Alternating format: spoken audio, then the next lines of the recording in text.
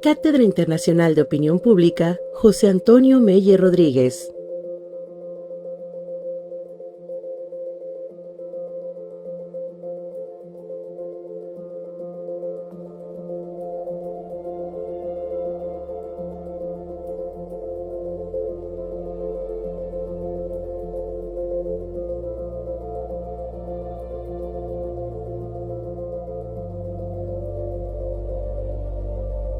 Conferencias magistrales.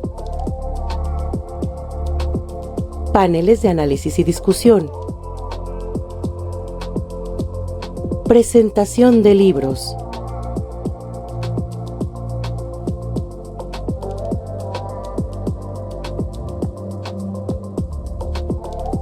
Cátedra Internacional de Opinión Pública, José Antonio Meyer Rodríguez, presenta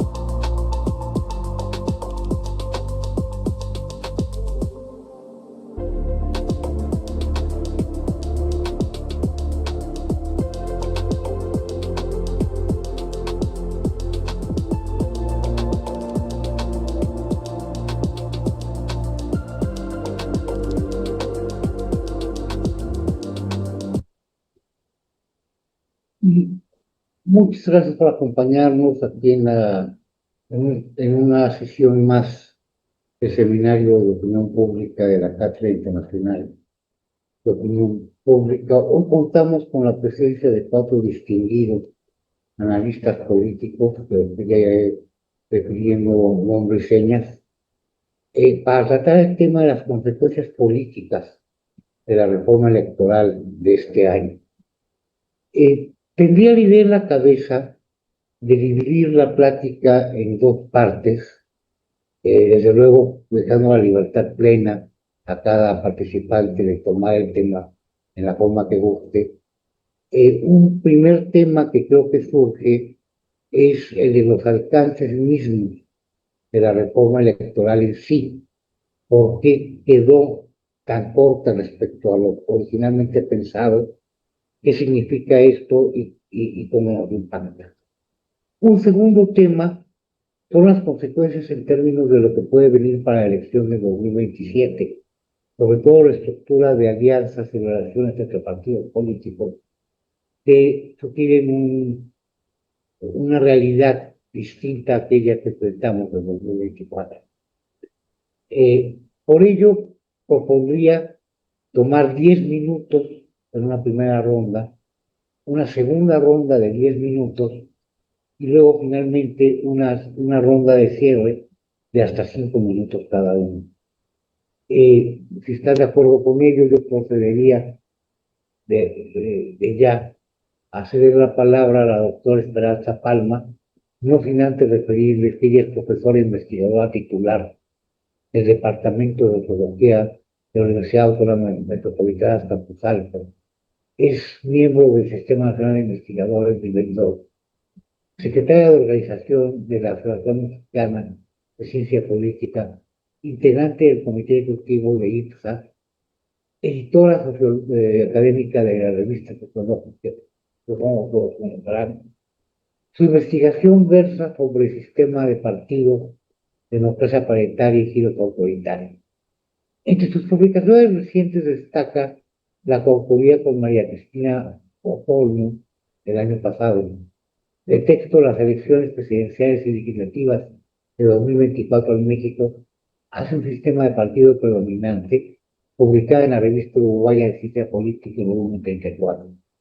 Asimismo, las tensiones de Morena y el López Obradorismo una democracia representativa. En el libro de Miguel Armando López Leiva y Alejandro Monsiváis como coordinadores, también el año pasado, Conversión y Resiliencias, los límites de la democracia en México, publicado por el Instituto de Investigaciones Sociales de la Universidad Nacional Autónoma de México. Cedo la palabra a la doctora Esperanza Palma.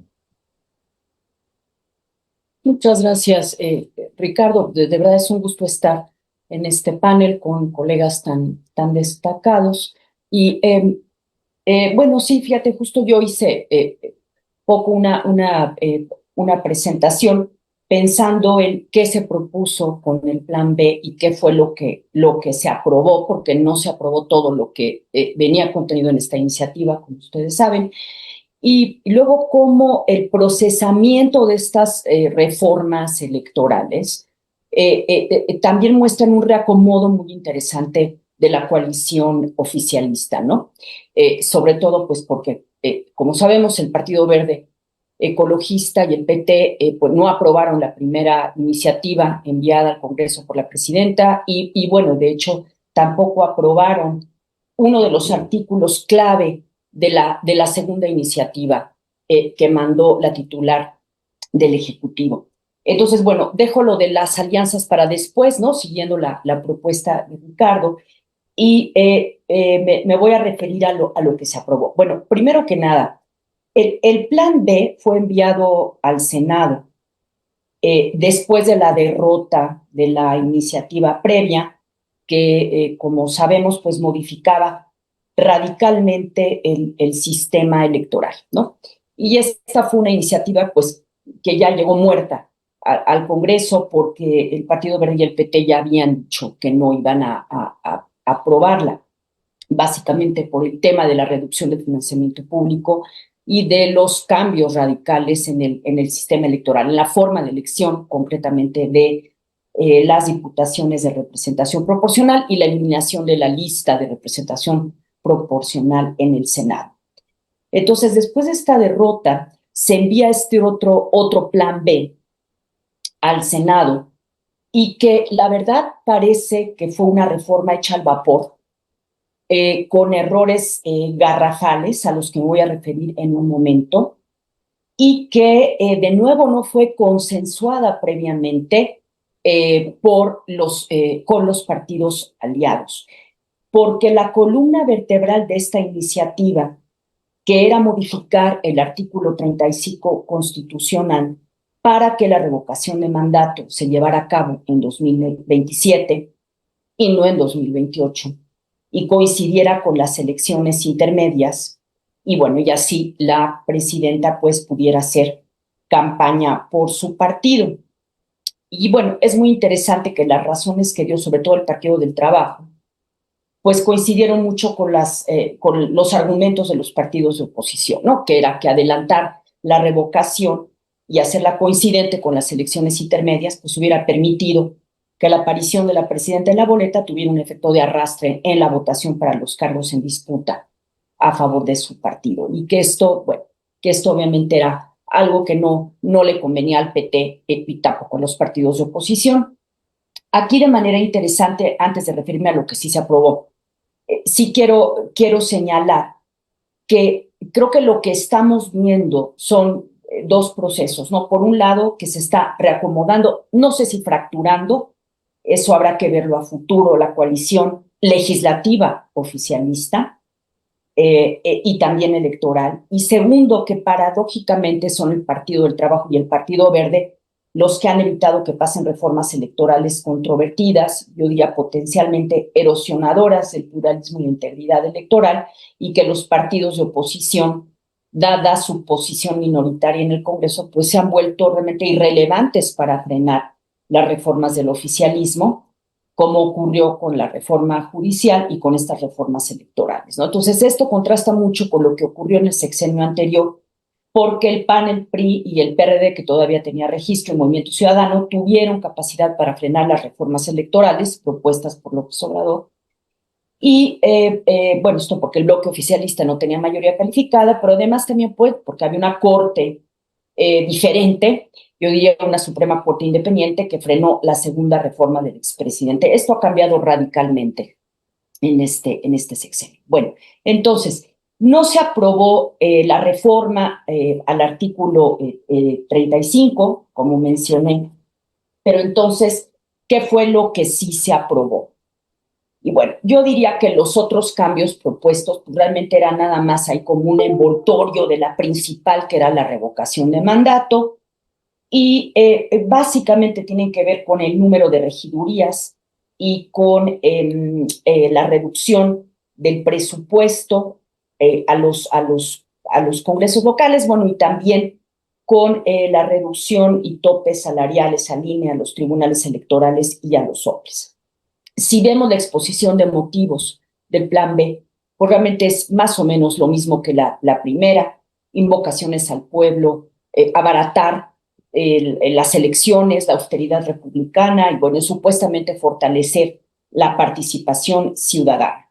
Entonces, lo que se mandó inicialmente, bueno, fue una reducción del número de regidores en los cabildos, supuestamente con criterios demográficos y ahorro de recursos. Y como ustedes saben, en la propuesta original, esto habla de verdad de lo mal hecha que estuvo la iniciativa, pues había un disparate, ¿no? Porque establecía que debía haber entre 7 y 15 regidurías por municipio, como señaló la oposición, de aplicarse, estuviera incrementado el número de regidurías en 1,085 municipios, ya que tenían menos de 7 regidurías. Solamente hubiera disminuido en 59. Entonces, bueno, obviamente se revisó el transitorio para no obligar a los municipios a aumentar su número de regidurías, pues que era justo lo contrario de lo que quería la iniciativa. Bueno, entonces, como ustedes saben, se estableció al final un tope de 15 regidurías y una sindicatura. Bueno, además, sí debo mencionar también que en la modificación de este artículo, que es el 115, cometieron otro horror también terrible, porque la iniciativa enviada por la presidenta se eliminó la paridad en la composición de los municipios, y esto también lo tuvieron que corregir, obviamente, en el dictamen, porque de hecho eso era anticonstitucional. Y además, bueno, eso, por supuesto que activó políticamente a muchos colectivos feministas y a las oposiciones. Bueno, entonces esa fue la primera que sí se aprobó. La segunda fue el tope a los gastos de los congresos locales y se establece lo aprobado, que el presupuesto anual de las legislaturas locales no exceda el 0,70% del presupuesto de egresos de la entidad federativa correspondiente. Ahora hablo de los efectos que podría tener, y además se agregó un párrafo al artículo 134 en relación al INE, OPLES, tribunales electorales, para establecer topes salariales, prohibir la compra de seguros médicos, el otorgamiento de bonos y otras prestaciones que vienen definidas en este artículo. Entonces, bueno, ¿qué alcance, qué posible impacto puede tener esta reforma? Que hay que decir que a pesar de que toca la estructura local, la reforma fue aprobada rápidamente por más de 20 congresos locales después de su aprobación en el Congreso Nacional, ¿no? Es interesante, no hubo realmente ninguna discusión en los congresos locales, a pesar de que es una reforma dirigida claramente a las estructuras locales. Entonces, bueno, lo primero que hay que señalar es que, bueno, ha habido, claro, preocupación. Esto pude recogerlo así en el clavado rápido que me eché a los medios locales.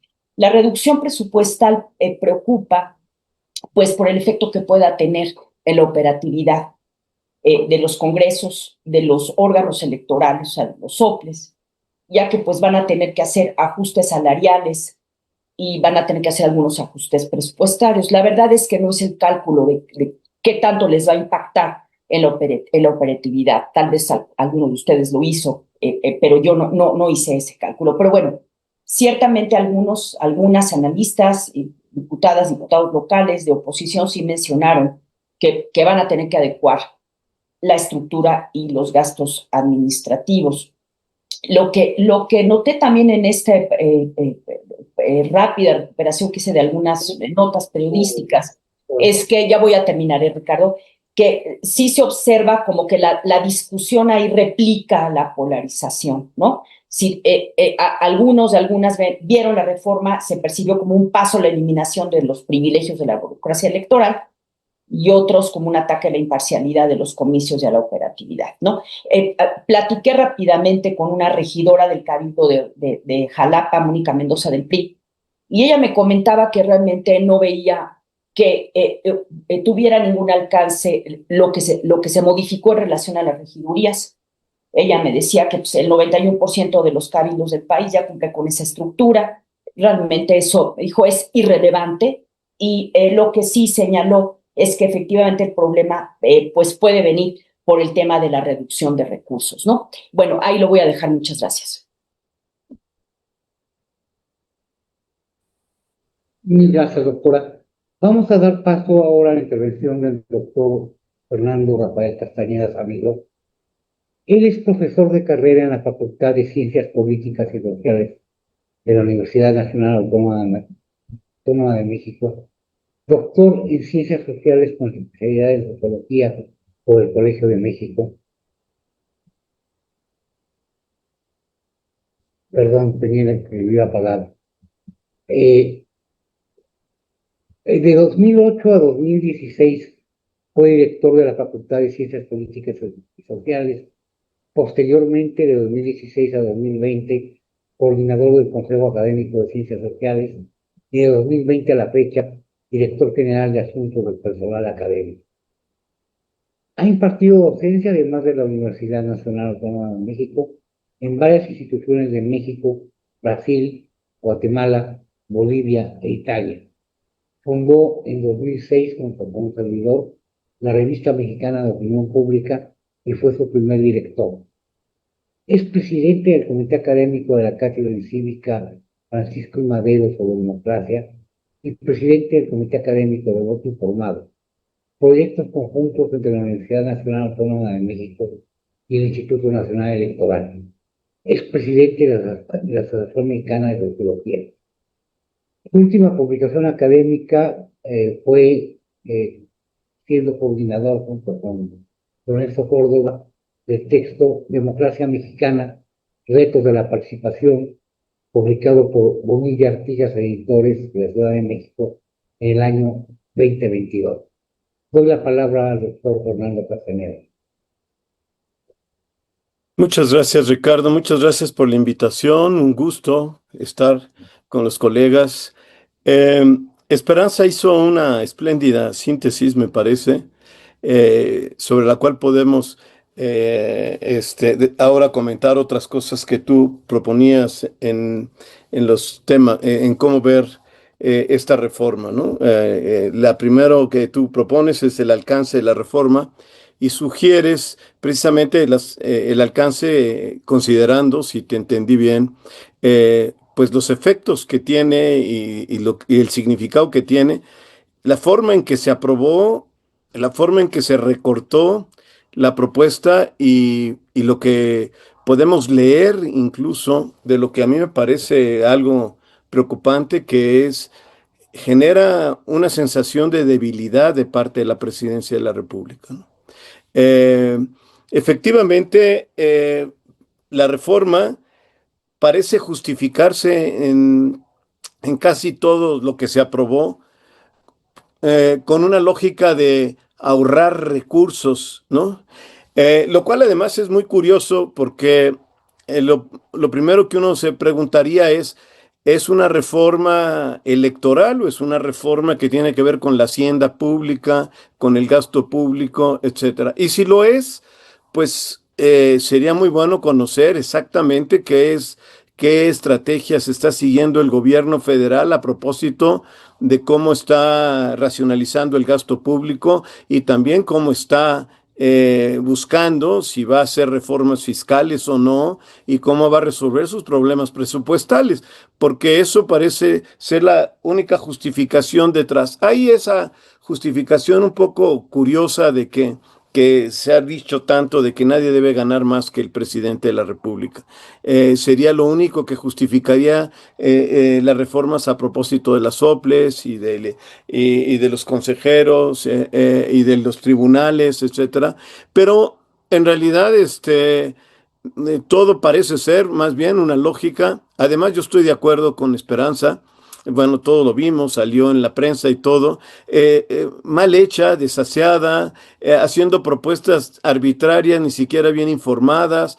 Eh, Hay un momento en que uno se pregunta, ¿y qué necesidad de tener que pasar una reforma que había perdido quizá el verdadero objetivo? Que a mí sí me parece, porque ya se había venido discutiendo desde hace tiempo, la reforma, la representación, sobre todo de los plurinominales y sobre todo la lógica de la representación, y se habían hecho diferentes tipos de propuestas de esa modalidad.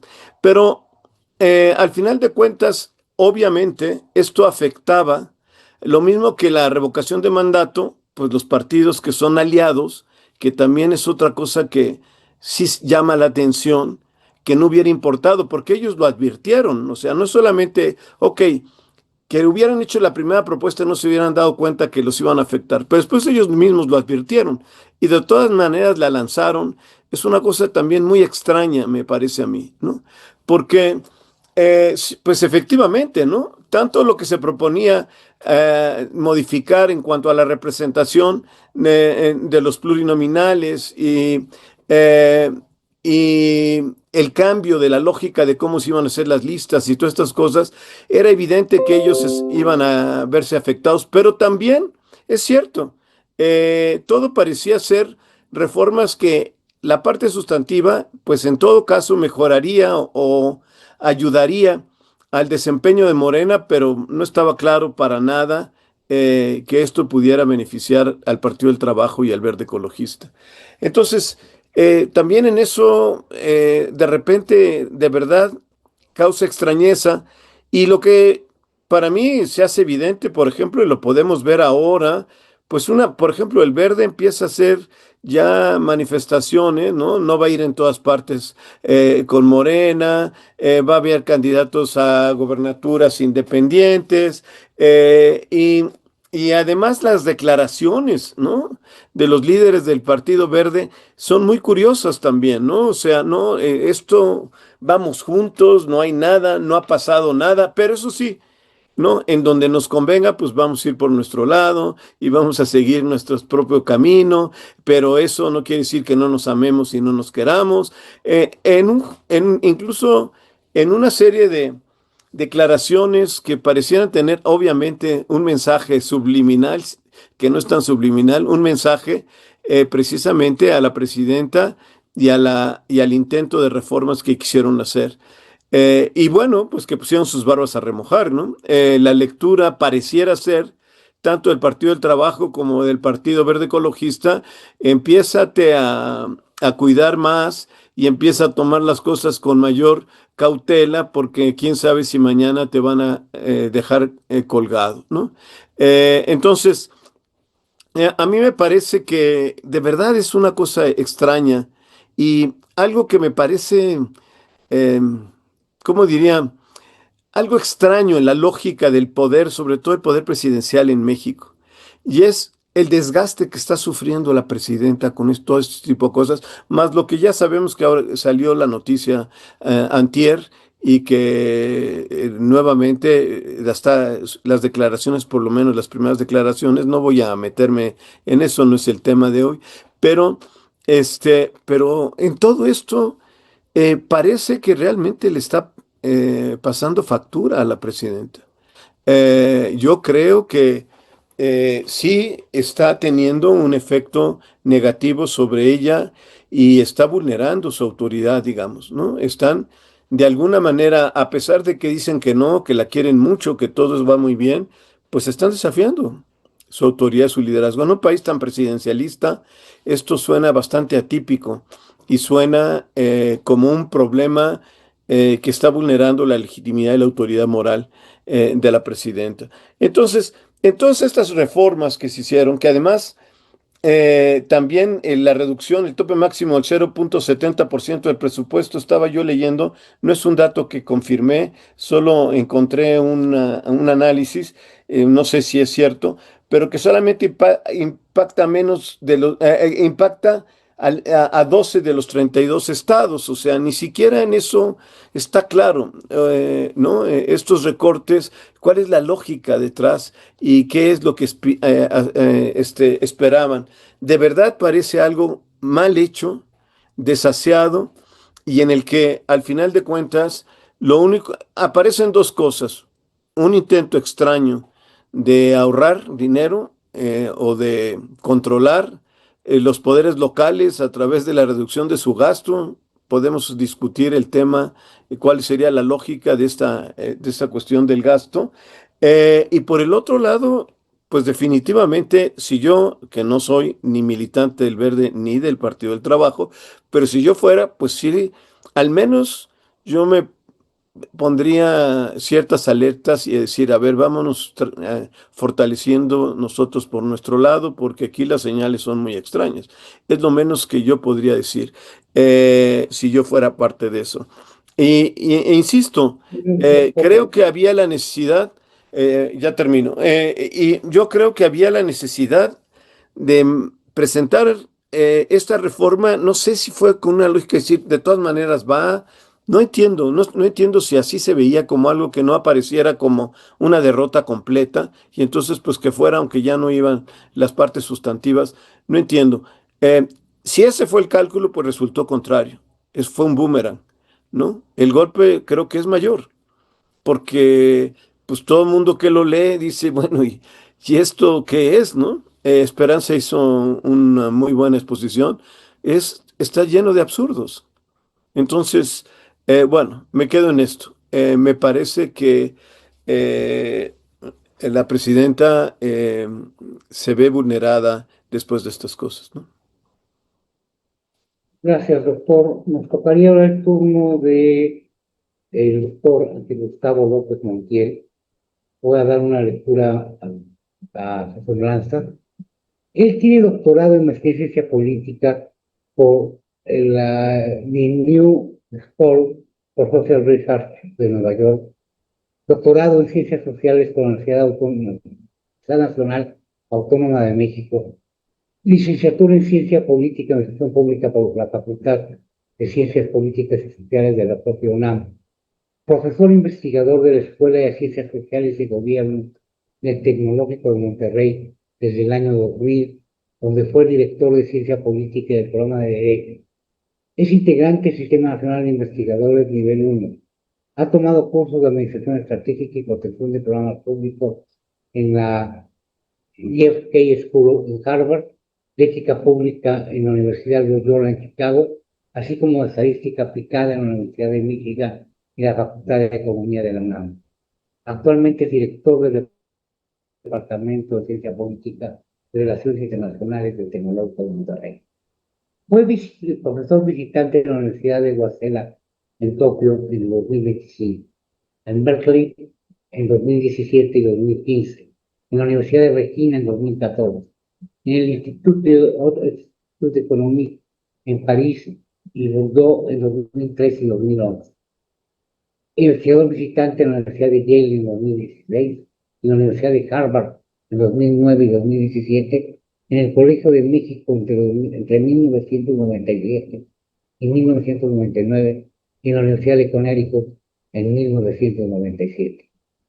Es autor de 3 libros, 8 libros coordinados y más de 30 capítulos de libros y 30 de investigación sobre temas como militares, elecciones y partidos políticos, política comparada y recientemente sobre el Poder Judicial. Es autor en revistas especializadas como Latin American Perspective, Party Politics, la revista venezolana de ciencia política, Foro Internacional, Estudios Políticos, entre otros.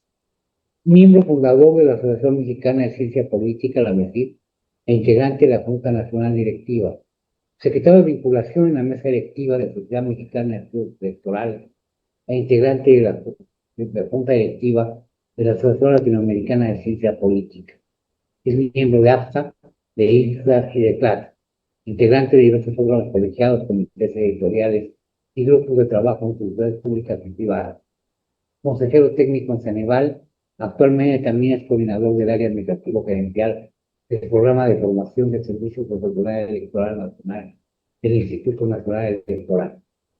Es autor de diversos artículos de difusión en varios periódicos y revistas internacionales como Los Angeles Times y Washington Post, Le Monde, The Economist, El Comercio y de medios nacionales como Reforma, El Universal, Proceso, Milenio, El Nacional, El Financiero, etcétera, Sergio, de revistas como Voz y Voto, Este País y Expansión. Comentarista para radio y televisión en México y América Latina, desde hace 13 años participa todos los jueves en el programa Política y Cultural en Radio Educación y cuenta con un blog semanal en la revista Forum.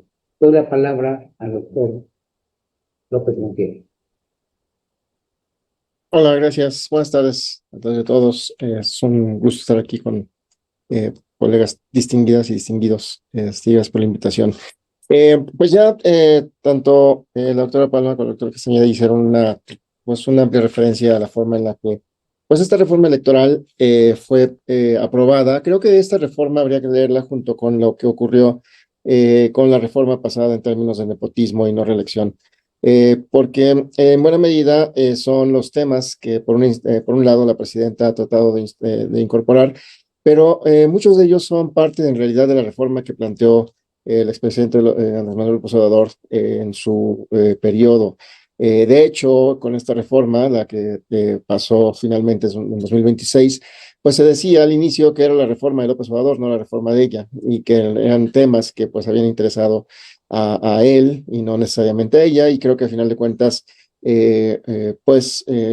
pasó lo que pudo pasar, porque de hecho ya en la primera reforma que planteó López Obrador en la primera mitad de sus sexenios se había planteado la reducción la reducción de financiamiento público a los partidos,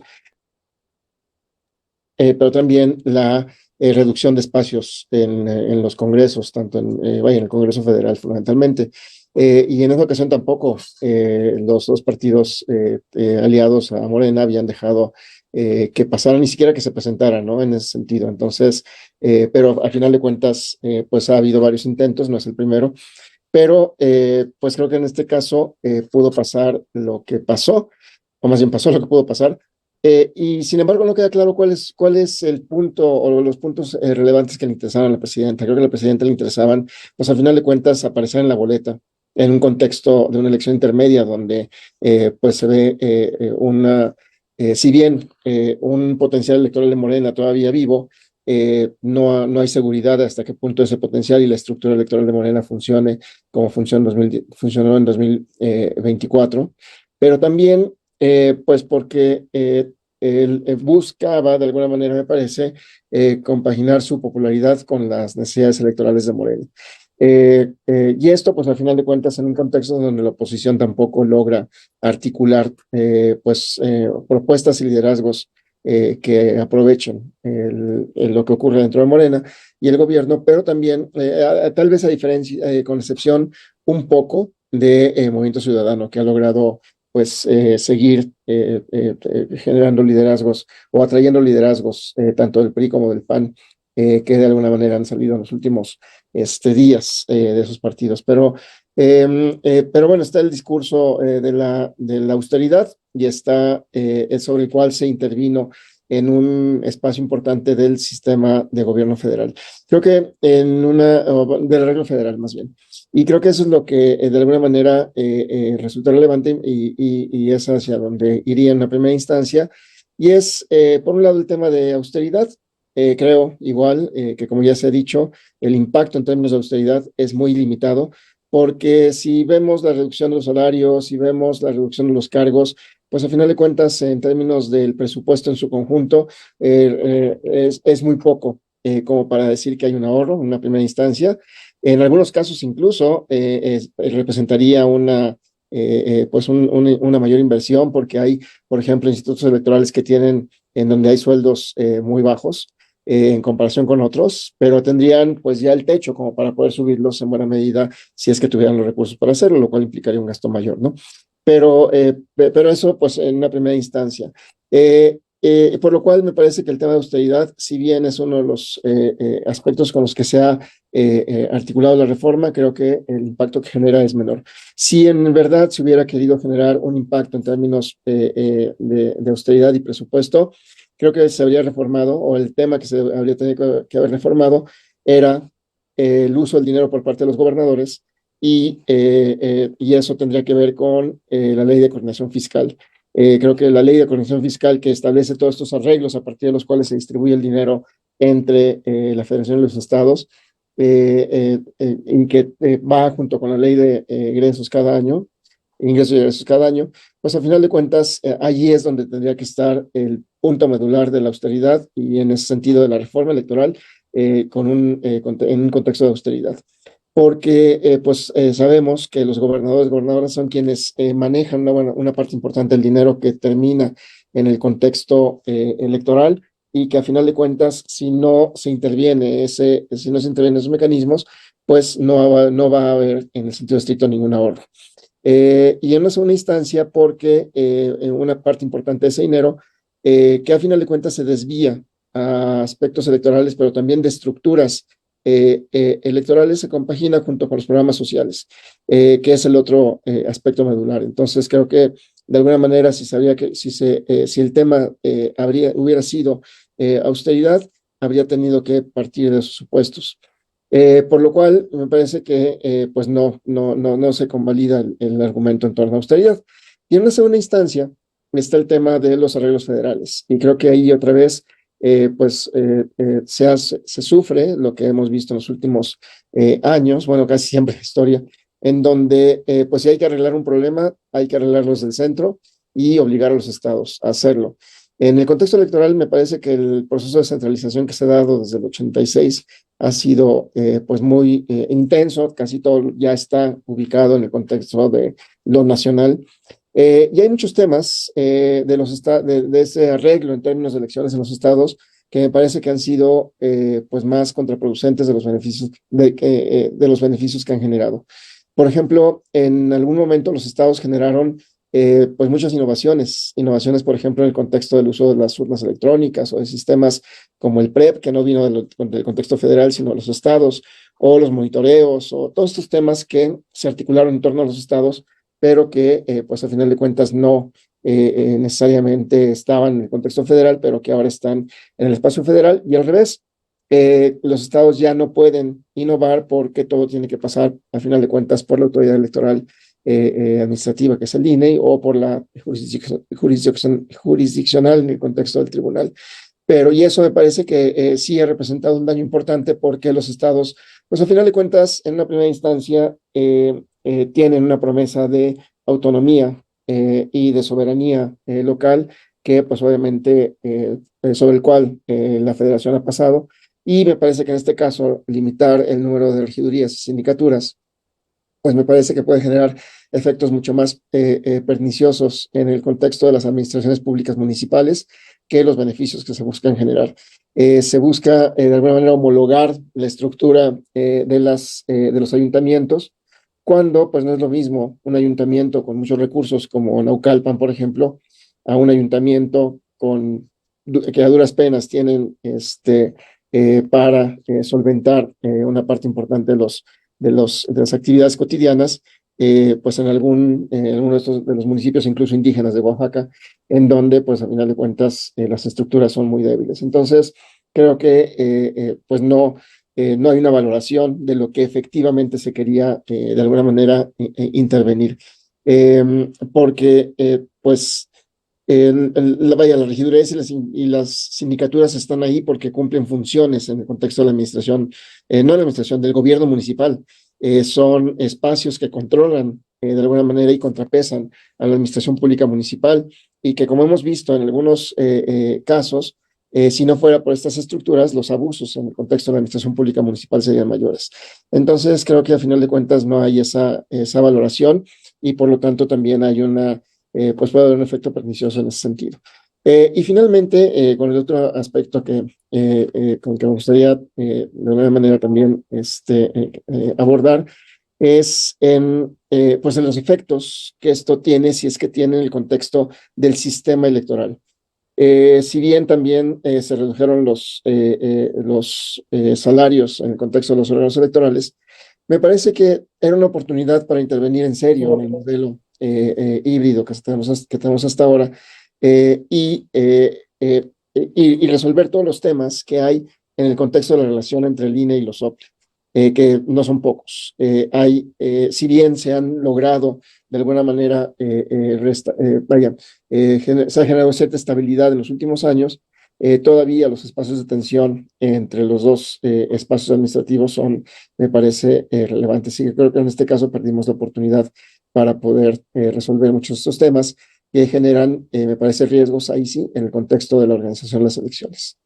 Gracias. Gracias a ti.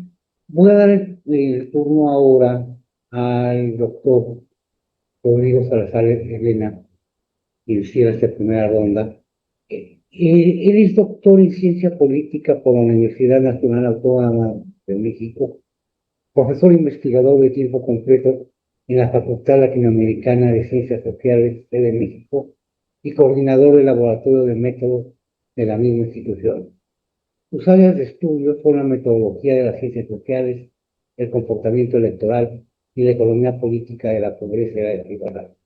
Actualmente trabaja en un manual de metodología de las ciencias sociales.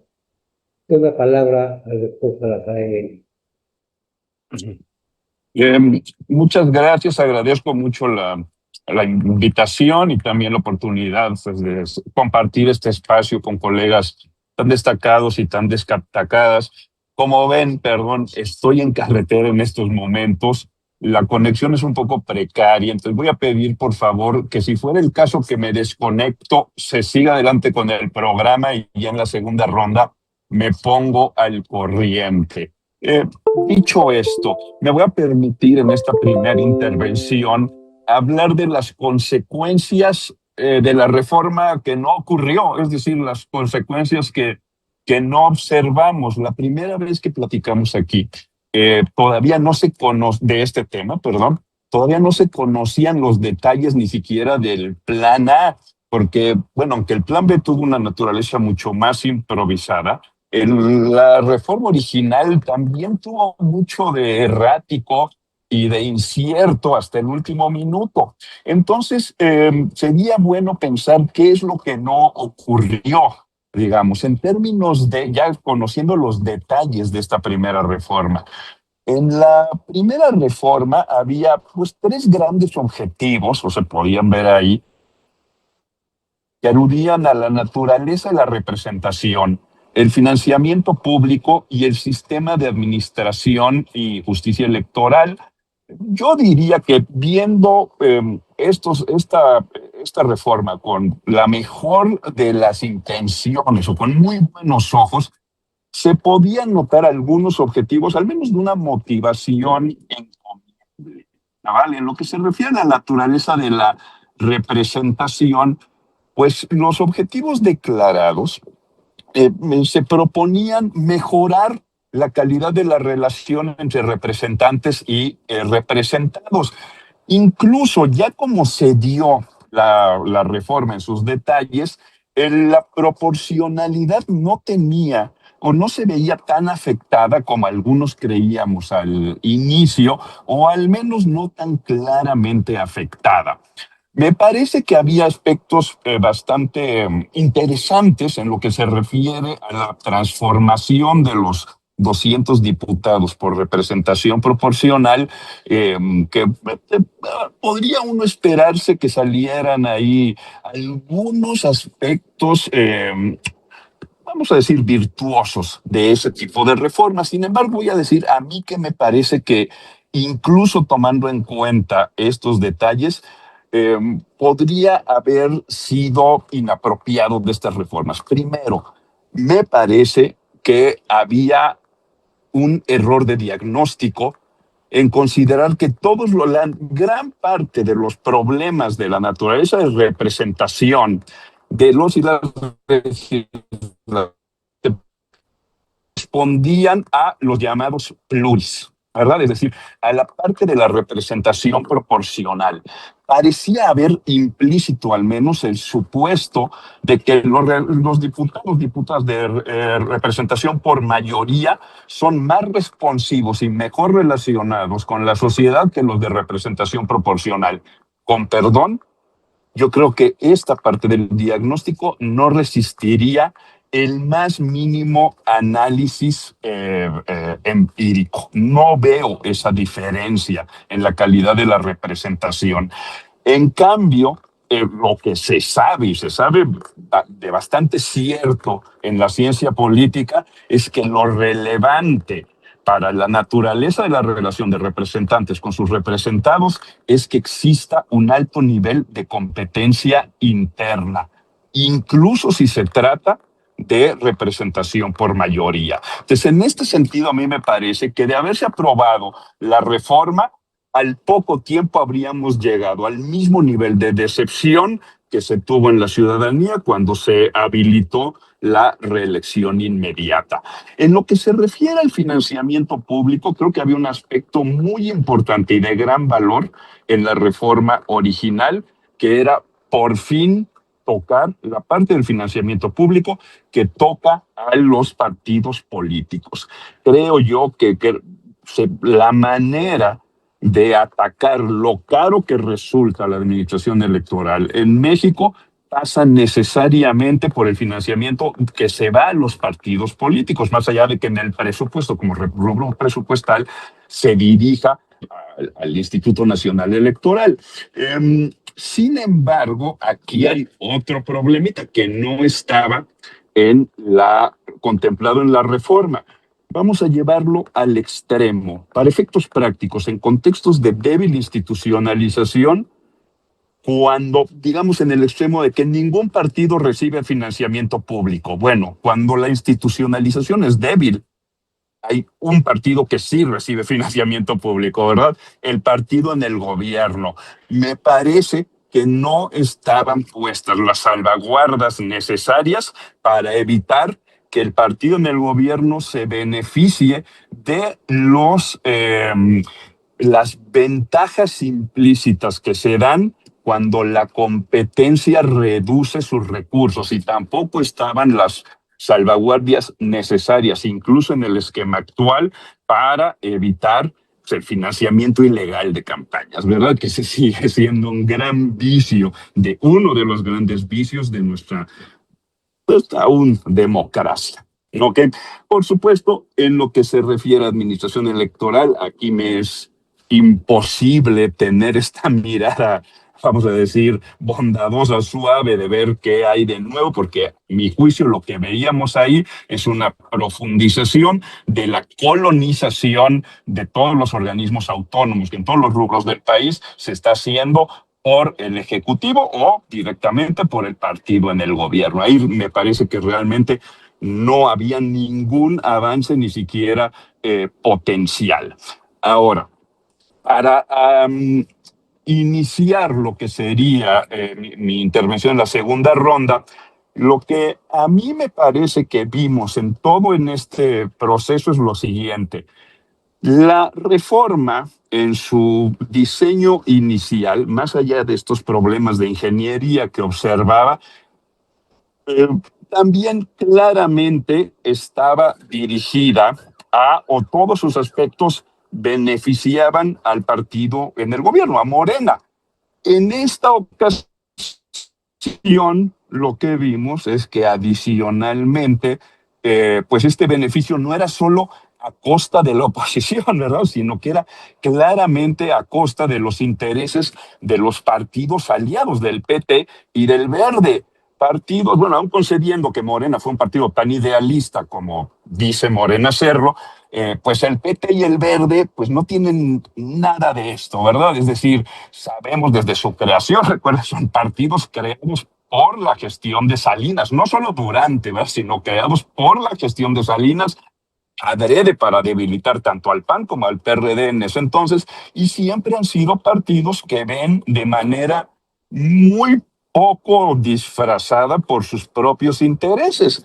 Entonces, bueno, pues en este momento claramente se dieron cuenta que sus intereses eran afectados por su razón de existencia, ¿verdad? Que, bueno, saltaron en contra y pues esto impidió tanto la reforma en su concepción original como que se realizara en su totalidad el plan B. Me gustaría en la segunda intervención abordar qué revela esto de la naturaleza del cambio del régimen político que estamos presenciando en estos momentos. Muchísimas gracias.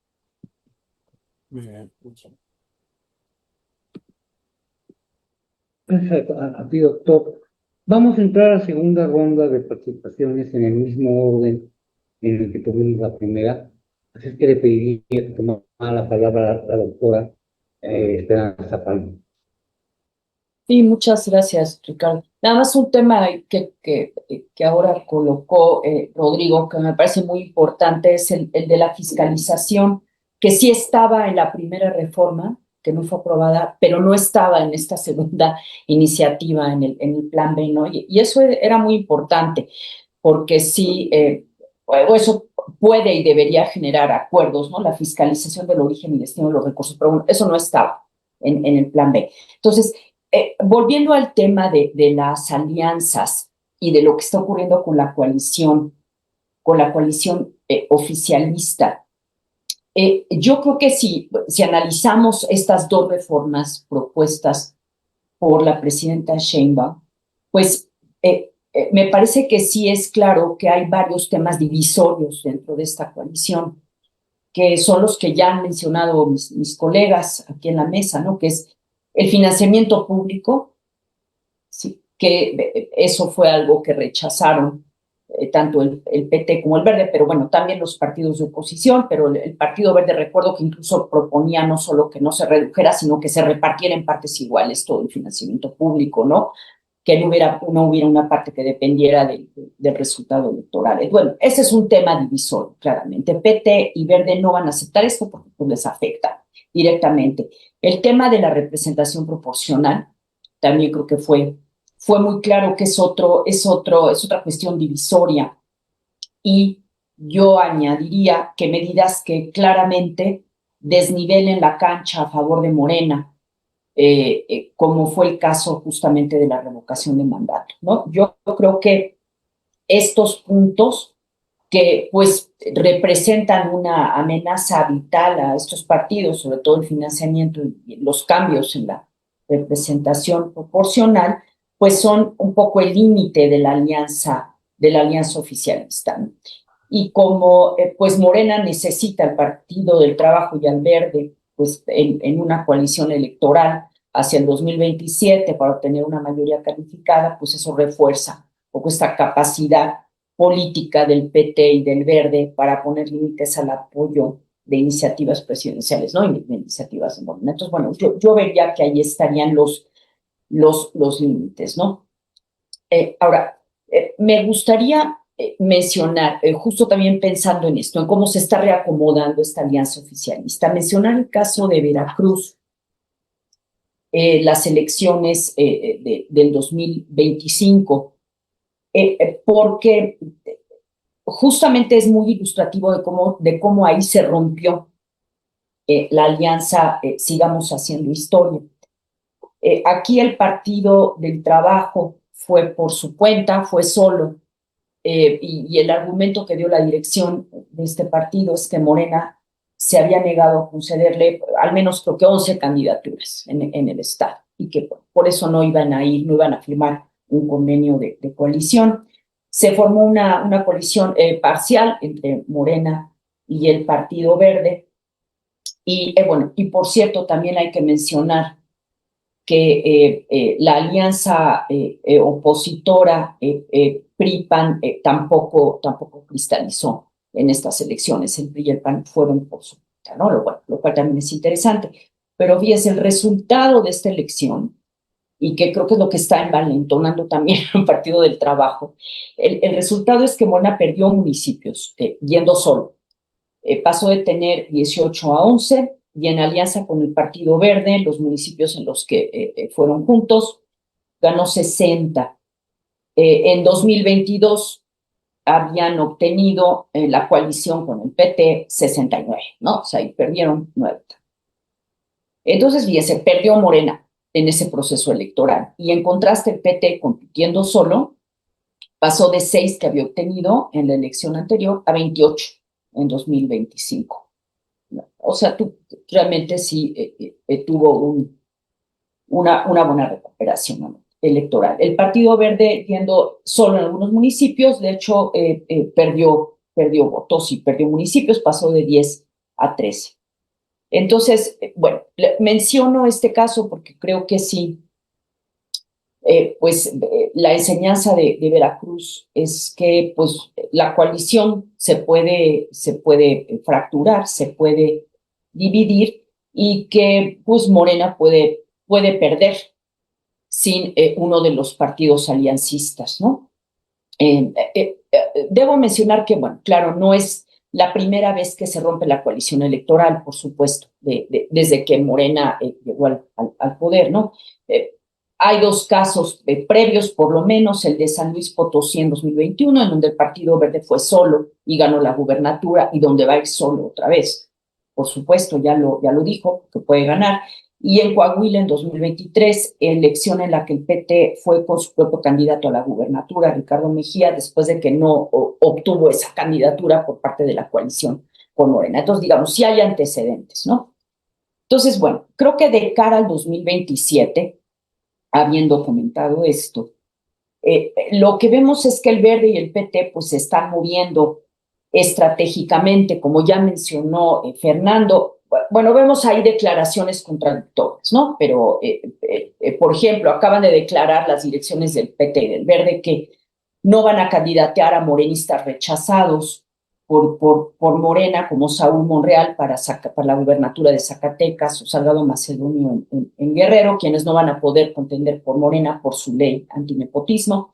Pues el PT y el Verde ya declararon que no los van a candidatear. El dirigente del Partido Verde en la Ciudad de México hace poco también declaró que descartaba ir con Morena en la Ciudad de México, y esto por una falta de relación con Morena en esta entidad, y que más bien aquí van a seguir la ruta de San Luis Potosí, ¿no? Entonces, bueno, menciono esto porque hay como algunos indicios de que podría no establecerse esta coalición, o no para todos los distritos, no para todos los estados, aunque efectivamente, como mencionó Fernando, al mismo tiempo vemos estos posicionamientos, ¿no?, por parte de las direcciones de estos partidos aliancistas, de que son fieles a la 4T y van a apoyar a la presidenta siempre, y que seguramente van a ir en coalición para el próximo año electoral. Yo creo que vemos cosas contradictorias, pero parece que sí hay indicios de que efectivamente la coalición podría quebrarse un poco de cara al 2027, y me parece que esto sí podría meter en problemas a Morena. Entonces, bueno, lo dejo aquí para dejar que mis colegas pues comenten sobre el asunto. Gracias, doctora. Ok, es turno del doctor Fernando Castañeda. Le cedo la palabra, gracias. A ver, muchas gracias. Bueno, siempre Esperanza es puntual y precisa y con buenos datos. Yo creo que no es tiempo todavía ni para el Partido Ecologista ni para el Partido del Trabajo una ruptura para el 2027. Pero sí creo que van a tomar medidas, que van a buscar ser más independientes, que van a buscar espacios en donde puedan crecer. Y creo que eso, digamos, hasta sonaría lógico que lo hicieran, porque ya les mandaron mensajes, ¿no? Que pueden ser importantes para su futuro. Pero sí creo que van a ir en el 2027. Ahora, después de lo que hemos vivido, no quiero entrar en las cosas que pasaron en estos días, pero después de lo que hemos visto, la verdad es que ahora se hace todavía más difícil pensar en el futuro, en el 2027. Creo que pensar que va a ocurrir, lo primero que dije es visto tomando en cuenta lo de la reforma, cómo se han comportado los partidos hasta ahora. No sé, sin embargo, creo que la primera gran crisis de Morena acaba de ocurrir hace 2 días y creo que o el gobierno de Morena y sus aliados, como quieran verlo, la primera realmente gran crisis acaba de ocurrir y en ese sentido se hace más difícil predecir qué es lo que va a poder ocurrir en 2027. Yo ya había avanzado en mi intervención anterior. Detrás de todo esto, yo siento que la presidenta está tomando una actitud que la desgasta como impulsó el plan B, que la desgasta cómo está enfrentando las coyunturas en este momento. Y en ese sentido, es posible que si hubieran aprobado, digamos, lo planteo como simplemente especulativo, como un supuesto contrafáctico, es posible que pudiera, que si hubiera ido a su revocación de mandato el próximo año, a lo mejor hasta no les convenía a los demás partidos. Todo dependerá de eso. Yo creo que el futuro de lo que va a ocurrir en el 2027 tiene mucho que ver con cómo van a resolver las coyunturas en las que están en este momento pasando el gobierno y su alianza con diferentes gobernadores y con diferentes fuerzas locales.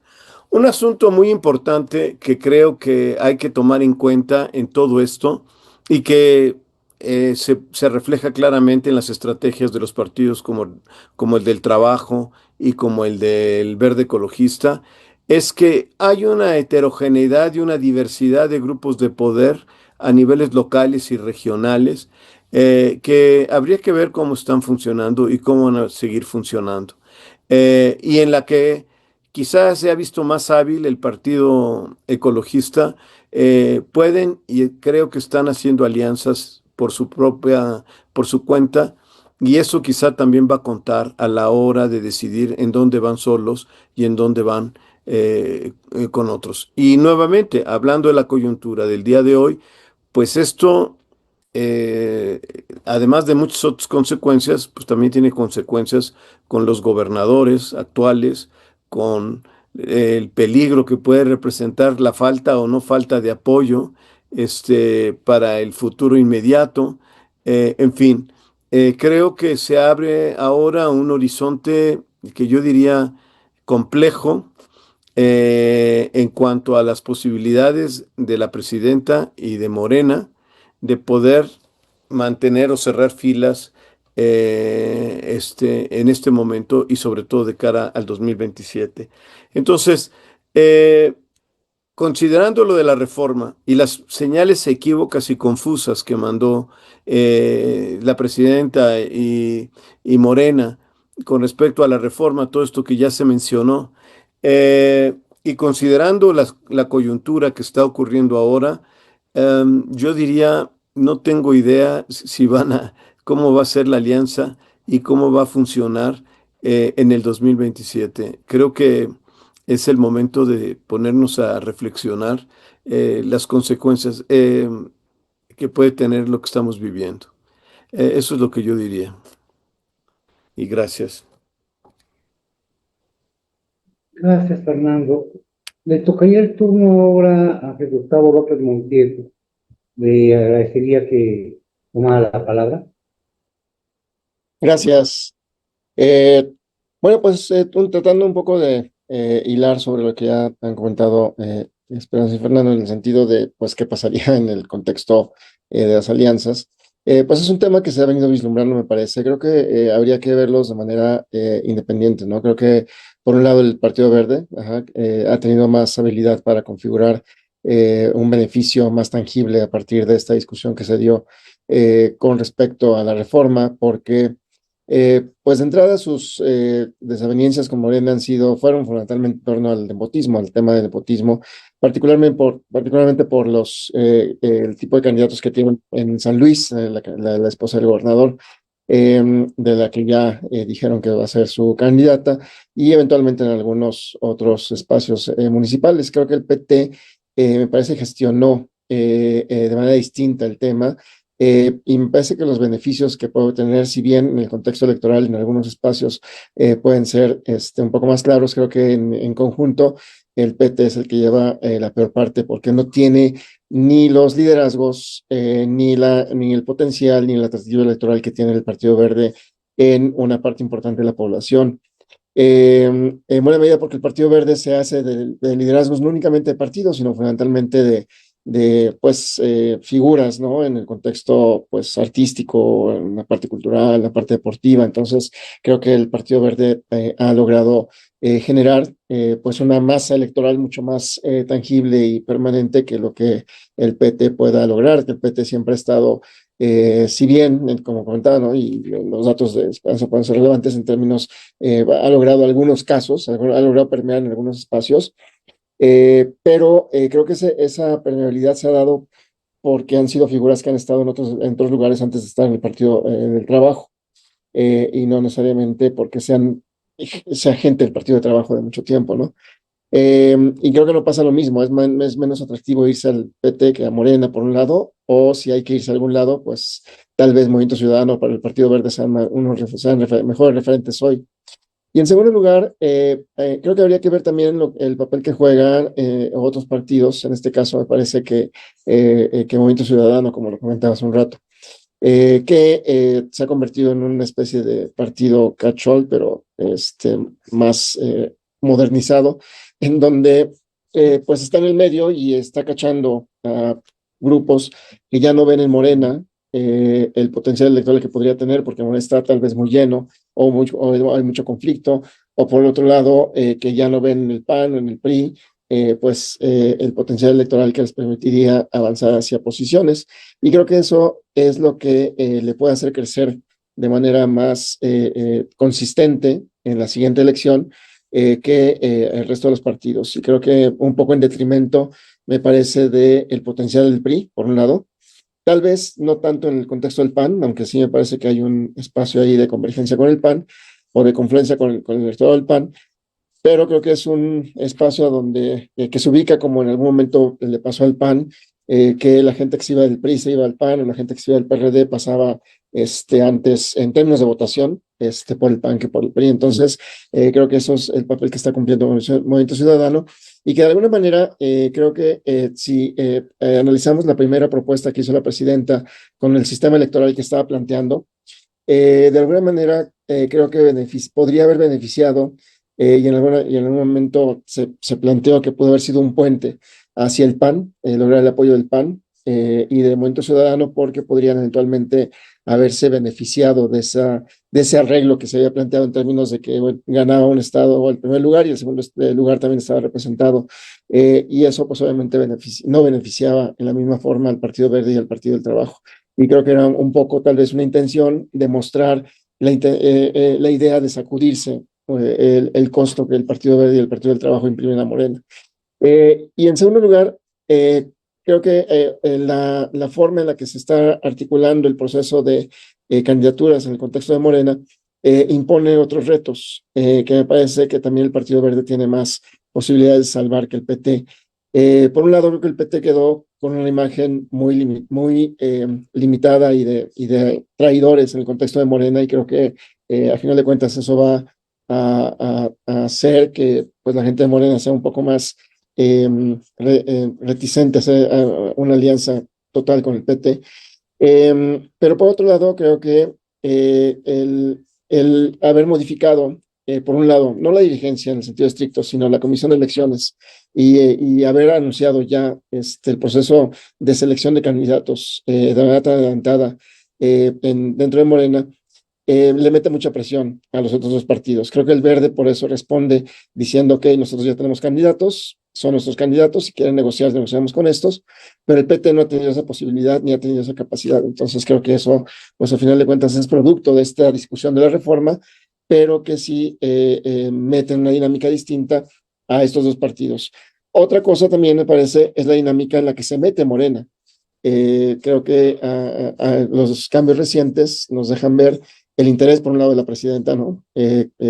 Llenó los espacios político-electorales más rápido en el gabinete y en el partido, en Morena, más rápido que por ejemplo, la Secretaría de Mujeres, que no tiene una designación todavía, eh, donde se ve obviamente el interés de la presidenta, pero me parece que hay una división del trabajo dada entre la presidenta, haciéndose cargo de la Comisión de Elecciones y por lo tanto diciendo quien quiera negociar candidaturas es conmigo.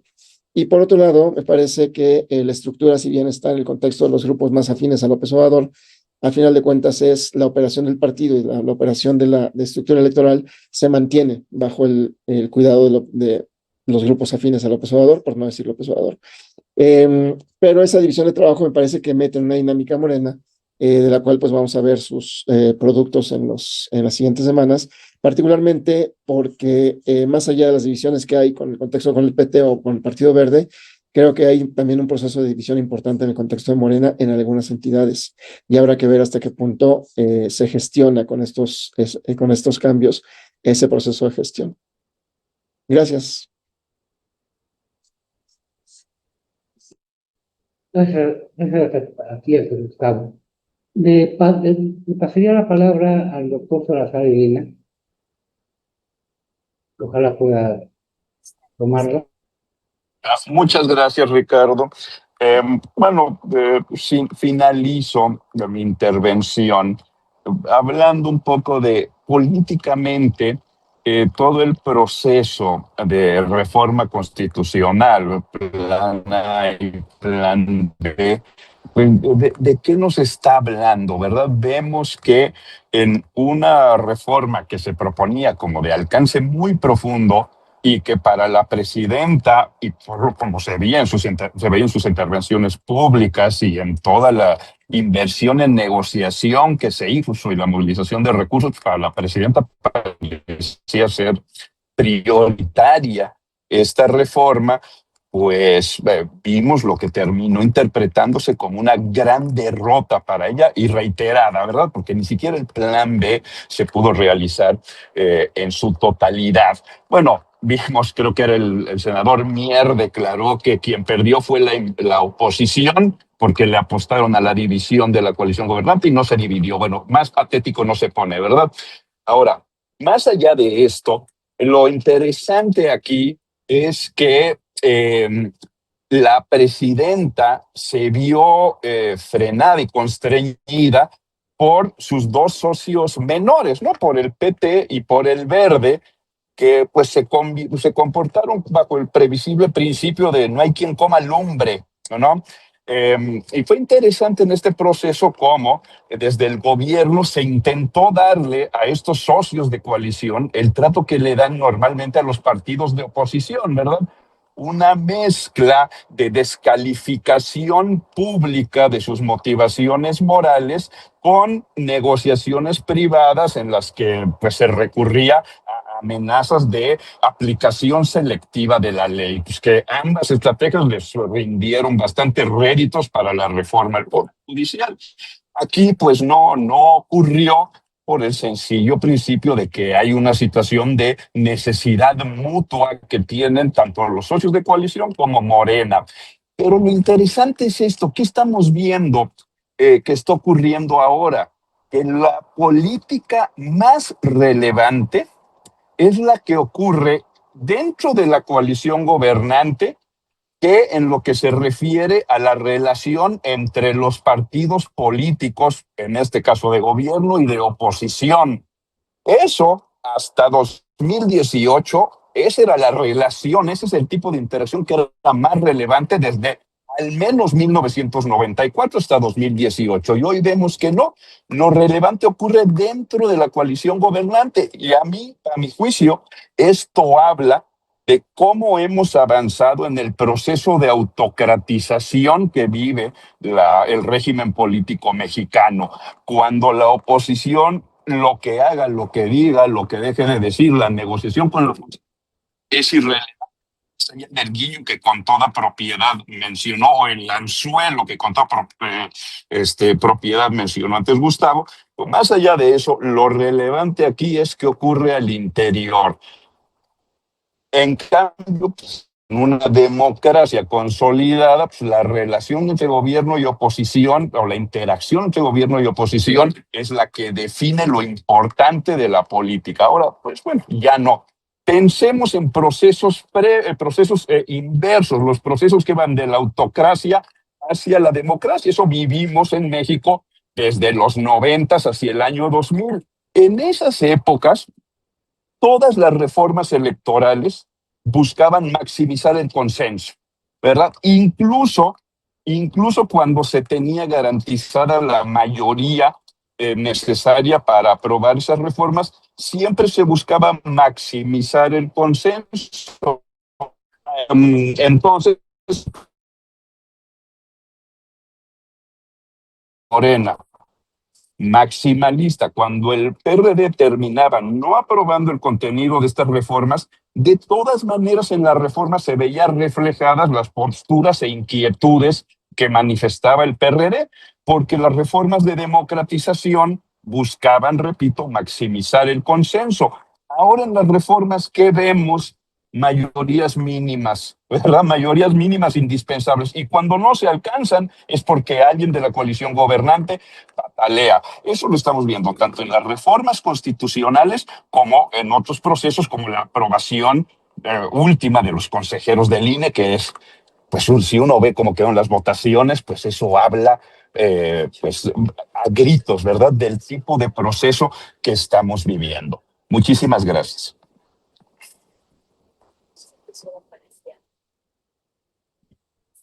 Gracias a ti, Rodrigo. Para entrar a la tercera ronda, yo quisiera poner sobre la mesa algunas ideas y condiciones que creo que son interesantes para analizar respecto a cómo se jugará en 2027. Primero, tenemos una amplia posibilidad de que se den coaliciones, una coalición parcial entre Morena, PT y Verde, que abarque entidades federativas donde eventualmente vayan los partidos de esta coalición por separado y en disputa para la elección de gobernador. Habría que ver si esto se da y qué dinámica genera. Un segundo aspecto que creo que sería interesante que fuera lo que concentrara la atención en esta última ronda, es el hecho de que ya anunciaron los partidos de oposición que no irán en coalición, irán por separado.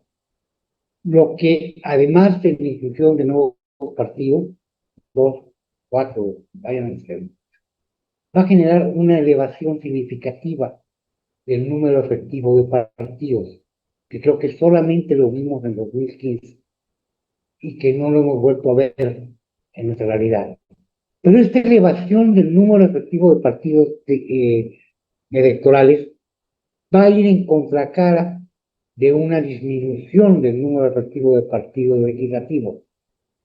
Al no ir en coalición los partidos opositores, es esperar que las mayorías, los puestos por mayoría relativa para la coalición que pueda formarse por Morena, PT y Verde, se eleve y que por ende la sobrerepresentación pueda ser mayor que la que vimos en 2024 o antes. Habría que comentar tal vez estos puntos para poder clarificar cuál es el escenario de competencia y en qué esquema lógico va a quedar la competitividad electoral para la elección presidencial de 2030. Cedo la palabra a la doctora Esperanza Palma. Sí, muchas gracias, Ricardo. Bueno, tocas de nuevo el tema de las coaliciones, ¿no? Yo, efectivamente, como decía Fernando, yo sería cautelosa en relación a qué va a pasar, sobre todo con la coalición oficialista, porque no es muy claro. Yo, por lo que veo y por las declaraciones que hacen dirigentes del PT y del Partido Verde, me parece que vamos a tener un escenario ahí muy diverso. Yo creo que la coalición, Morena, Partido Verde y PT, sí se va a concretar en algunos distritos, probablemente en algunos estados para cargos locales como las gubernaturas, y en otros esto ya está anunciado, ¿no? Como en San Luis Potosí, ahí me parece que no va a haber una coalición oficialista. Entonces, esto es lo que creo que va a pasar. Ahora, por otro lado, no hemos hablado de lo que está ocurriendo en el terreno de las oposiciones. Fuera de esto, que coincido con Rodrigo, pues se han vuelto irrelevantes, ¿no? Eso decía yo en mi intervención inicial, que efectivamente lo que estamos viendo es que todo lo importante en la política legislativa y electoral se está resolviendo en el campo de la coalición oficialista. Los partidos de oposición prácticamente se han vuelto testimoniales, no han hecho más. Entonces, bueno, con todo y esto, lo que creo que va a pasar el próximo año, también por lo que estamos observando ahora, es que las oposiciones se van a fragmentar y se van a fragmentar en un contexto de cambio de régimen, ¿no? O sea, de un proceso de autocratización que pues prácticamente ya está culminado, ¿no? Según muchos análisis que yo comparto. Entonces, el Partido Acción Nacional, ¿no? en este proceso en el que está medio raro, medio bizarro de recomponerse, digo que está muy bien que trate de recomponerse, pero creo que una de las conclusiones de esa recomposición es que no van a ir con el PRI en alianza, o sea, se murió, va por México, ¿no? Y esto porque parten de que les desprestigia ir en alianza con el PRI. Bueno, el PRD ya perdió el registro y entonces pues parecería que el PAN y el PRI van a ir cada uno por su cuenta, fragmentación de la oposición. A esto hay que agregar que MC obviamente también va a ir solo, esa ya es su estrategia, ¿no? Desde hace varios procesos electorales y ahora además va a haber otros partidos, ¿no? Uno de esos es pues Somos México, que además pues muy probablemente le va a quitar votos a las oposiciones establecidas. A lo mejor no le quita tantos, no lo sé, ahí hay que hacer el análisis. Pero entonces sí, todo parecería indicar que va a haber una mayor fragmentación de las oposiciones el próximo año y que no va a cristalizar la coalición oficialista en todos los distritos y en todos los estados. Entonces, tomando en cuenta esto, creo que tiene razón Ricardo, efectivamente esto aumentaría el número efectivo de partidos, ¿no? ¿Qué va a pasar en el legislativo? No lo sé, porque lo que tú decías, si te entendí, Ricardo, es que va a aumentar el número efectivo de partidos, pero va a disminuir el número en el legislativo, ¿no? Probablemente sí. Vamos a ver qué impacto tendría entonces en las coaliciones legislativas el aumento del número de partidos si los partidos van cada uno por su lado. No lo sé, pero me parece todo un problema súper interesante que debemos trabajar y le debemos dar seguimiento a este asunto de las coaliciones. Me parece crucial. Pues muchas gracias. Gracias a ti, Esperanza. Fernando, ya tu turno.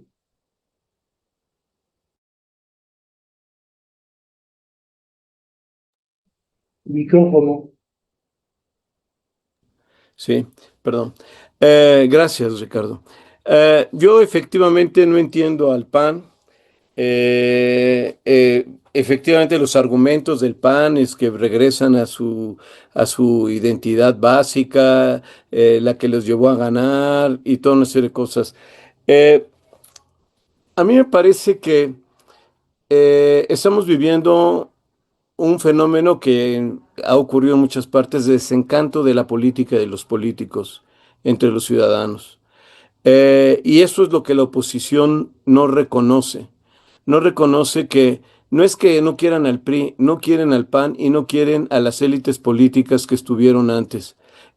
Han votado contra ellos y a veces algunos, cansados por Morena, han votado por algunas coaliciones. Pero lo cierto es que no hay una oferta de parte de esos partidos para, para atraer nuevamente los votos, para que haga sentido la idea de que puede venir un cambio, que puede haber otro tipo de caminos que se pueden recorrer. La verdad de las cosas es que anunciar que van a ser puros y van a regresar a sus viejas tradiciones, o anunciar que lo único que justifica el participar en el 2027 es unirse contra, ¿no? debe haber una unidad porque lo importante no es las ideologías o las posiciones políticas del PRI o del PAN o de los otros partidos de oposición, sino lo importante es derrotar a Morena.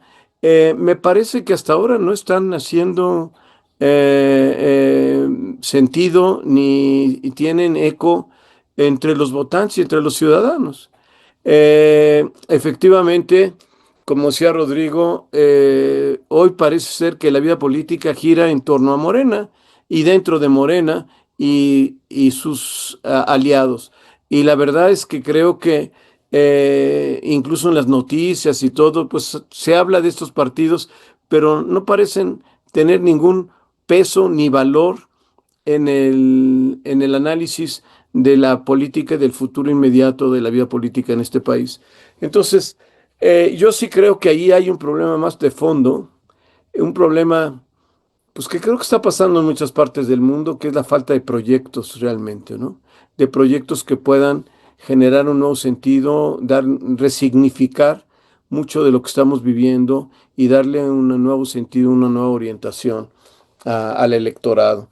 Entonces, sí, lo que dijo Esperanza y lo que dijiste, Ricardo, pues sí, vamos a ver una fragmentación, sí, es posible que hasta pierdan representantes los partidos. Eh, Quizá lo único interesante es si los nuevos partidos y sobre todo Somos México, eh, ¿qué van a hacer y si de verdad van a llamar la atención, ¿no? En este desencanto con la política y los políticos, si Somos México va a ser capaz de llamar la atención y de alguna manera, pues simplemente lograr estar presente y hacer sentido en el espacio público y la verdad no tengo idea si eso va a pasar o no va a pasar, ¿no? Nuevamente, creo que estamos en una situación de mucha incertidumbre y todo dependerá de lo que pase de aquí al próximo año, ver si logran los nuevos partidos y sobre todo Somos México le han echado muchas ganas y son los que más ruido han hecho, ¿no? O me parece a mí que son los... Habría que ver cómo están encuestas, cómo están las mediciones de la opinión pública, pero pareciera que son los que que han hecho más ruido y que por lo menos la gente habla más de ellos. Entonces, no sé qué va a pasar, pero sí creo que el diagnóstico es lo que va a ocurrir y veremos los nuevos partidos. Gracias. Gracias, Fernando. Sería tu turno, Gustavo. Te cedo la palabra. Gracias. Gracias. Pues un poco también siguiendo los dos argumentos anteriores, creo que hay pues algunos aspectos que si bien no son temas de esta mesa, pueden ser relevantes en esta búsqueda de lo que puede ocurrir ahora especulando, ¿no? Hacia el futuro. Y es que pues los partidos, me parece, incluyendo a Morena, no le están hablando, vaya, están otra vez desconectados del electorado, pero hay una parte importante del electorado que pues simplemente me parece no les hace caso y que así ha resultado relevante en otros electorados en el mundo, particularmente en América Latina, porque han irrumpido modificando las posiciones, obviamente políticas que se habían estructurado, realineando los resultados y enfocando pues otro tipo de gobiernos. Y creo que es el de los jóvenes en particular, las y los jóvenes. Particularmente en la última elección, pues eran algo así como 10 millones de electores nuevas, o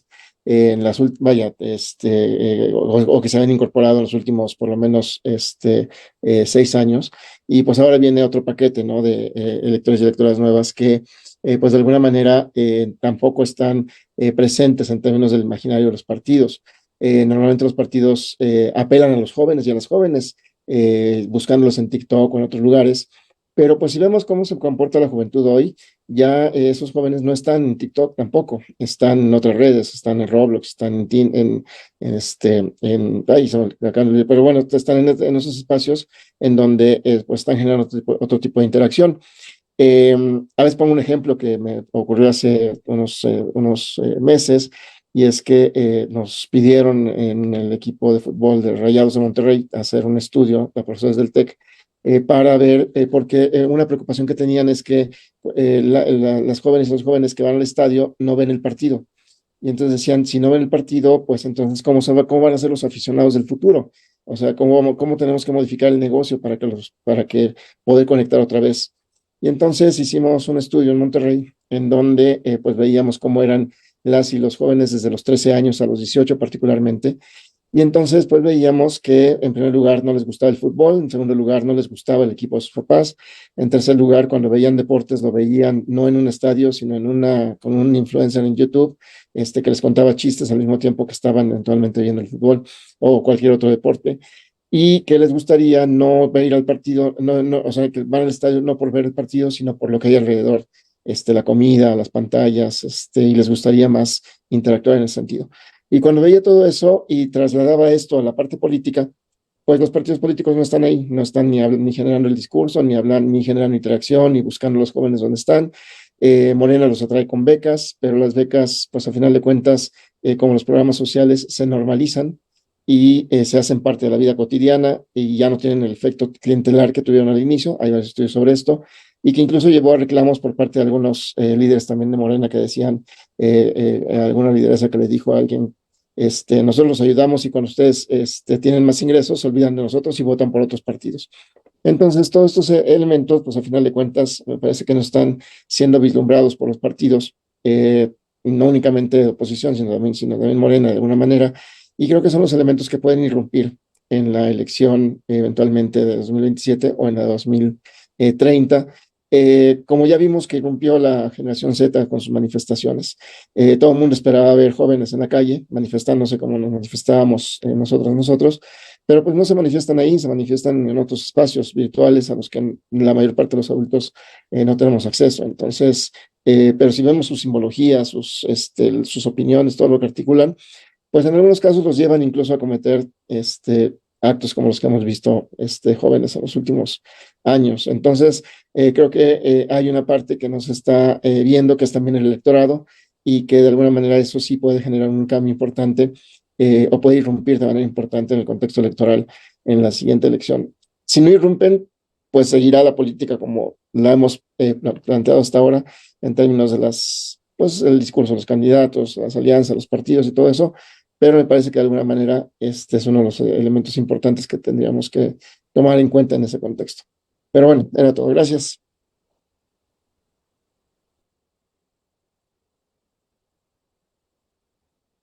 Gracias a Gustavo. Sería el turno a Rodrigo, por favor.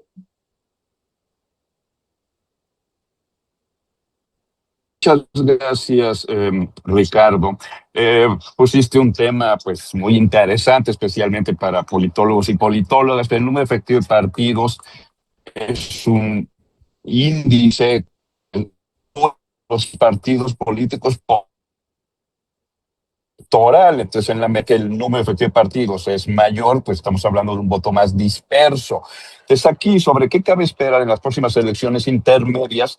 Pues cabe esperar, por un lado, pues va a haber una fuerza que tira el número efectivo de partidos al incremento, debido a que normalmente el partido en el gobierno pierde algo de los votos que tuvo durante la elección que es concurrente con la presidencial por el efecto que tiene esta candidatura. Entonces, cabe esperar por esa fuerza que hay un voto más disperso y por lo tanto el número efectivo de partidos aumente. Ahora, por otro lado, también está la señalada también por Ricardo y por nosotros colegas, pues está el hecho de que la coalición opositora se desvaneció, ¿verdad? Se esfumó aparte por la desaparición del PRD y porque ese es el futuro que parece previsible para el PRI, ¿verdad? Una tendencia a la reducción de sus votos. Entonces, y como Movimiento Ciudadano juega muy atinadamente a no aliarse, pues aquí la desaparición de una de las alianzas, más allá de lo que ocurra con la alianza gobernante, de la desaparición de una de las alianzas también va a jugar en favor de un incremento en el número efectivo de partidos. Ahora, a mi juicio, por un lado el PAN que bueno, lo que mencionaba Fernando, pues es muy curioso, el PAN está llamando a volver a sus orígenes y yo me pregunto, de verdad, ¿por qué diablos querría volver a sus orígenes un partido fundado durante el cardenismo? Por el amor de Dios, ¿qué tienen que decir ese discurso a la actualidad de la tercera década del siglo XXI? O sea, pueden, si quieren, de una vez recitarnos el Rerum Novarum, pero realmente no hay nada que ofrecer ahí. Sin embargo, he de decir que más allá de que le atinen o no en la definición de un nuevo mensaje, en la medida que hay una polarización creciente en la política mexicana, pues el PAN me parece que se ha ganado el lugar privilegiado del voto antimorena, ¿verdad? Eso es lo que le garantiza al PAN un lugar electoral, no necesariamente predominante, posiblemente no, pero en la medida, el PAN es el beneficiario en la oposición de las actitudes pues promovidas por la polarización, ¿vale? En cambio, por otro lado,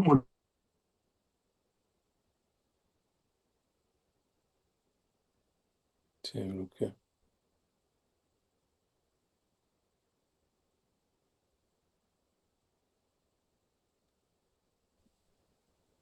Parece que se congeló una imagen, supongo que problemas por el hecho de que esté en carretera. Antes de cerrar la sesión, me gustaría volver a darle la palabra a quien asuma o entienda que dejó algo en el tintero. Esperanza.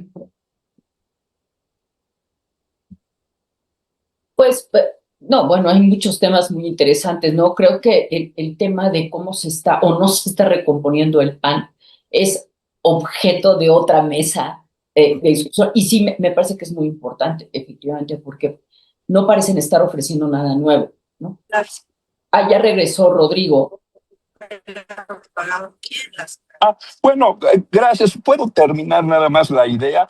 Por efecto de los distritos uninominales, donde los partidos no se coaligan, los votantes toman una decisión. Entonces, a mí me parece que una posibilidad, por supuesto, no tengo esas facultades, también como advertir esperanza, pues de adivinar el futuro, pero una posibilidad es que lo que observemos es a nivel general un bipartidismo, pero dependiendo de la fuerza regional de cada uno, sobre todo de Movimiento Ciudadano, en algunos lados veremos un bipartidismo PAN, Morena y aliados, y en otros lados observaremos un bipartidismo Movimiento Ciudadano, Morena, y esto contingente a los acuerdos de coalición que logre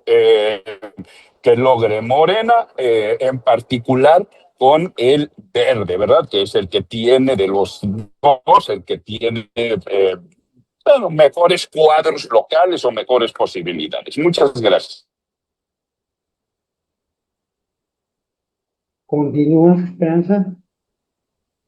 No, bueno, ya muy brevemente, bueno, creo que sí, el tema de cómo se está o no se está recomponiendo el Partido de Acción Nacional es muy importante, porque pues sí, hasta la última elección, pues todavía era el partido de oposición más importante, ¿no? Entonces, vamos a ver qué pasa con ese partido.